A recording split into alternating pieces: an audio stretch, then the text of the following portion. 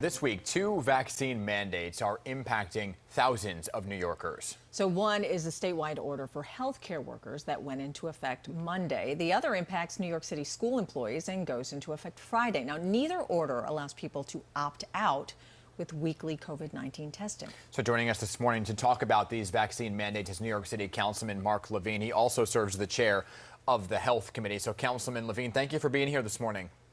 Good morning, Dan and Hazel. Great to see you. Great to see you as well, Councilman. You have been a very vocal supporter of vaccine mandates every step of the way, right? You've been shouting from the rooftops for a while. You've also criticized the resistance to them. So what do you think of these two mandates and specifically the decision not to allow people to opt out of them?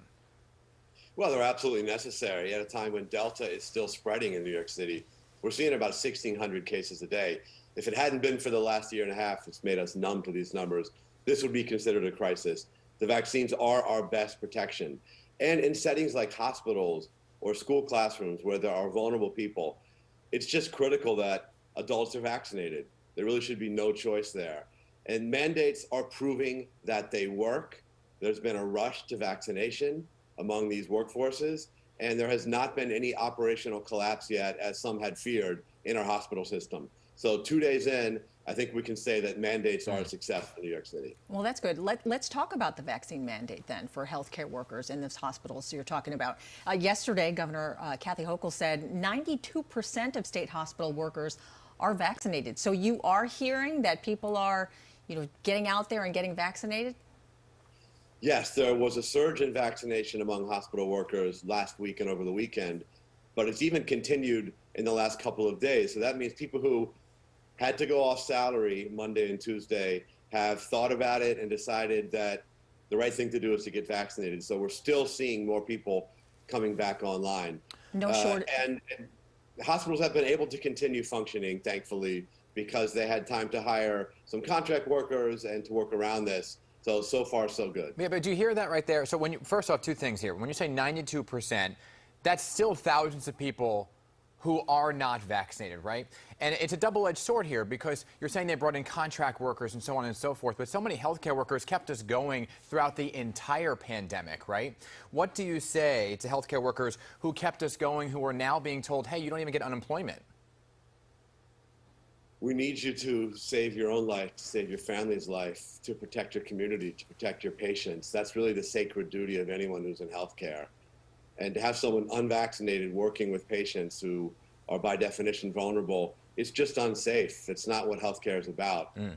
This vaccine is incredibly safe, comparable to aspirin. It has been proven now with billions of doses around the world. It's one of the most scrutinized vaccines really in human history. Everyone needs to take it if they're eligible.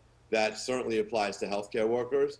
And the hospitals are going to welcome people back with open arms if they make the decision to get vaccinated shortly. Okay. Pink slips have not gone out. There's plenty of time still. And in fact, many healthcare workers are deciding that the right thing to do is to get vaccinated. And that really is the ultimate goal of these mandates. Yeah, what about in schools, that mandate, the vaccine mandate? We're nearing that deadline. Are there any concerns about staff shortages in the schools?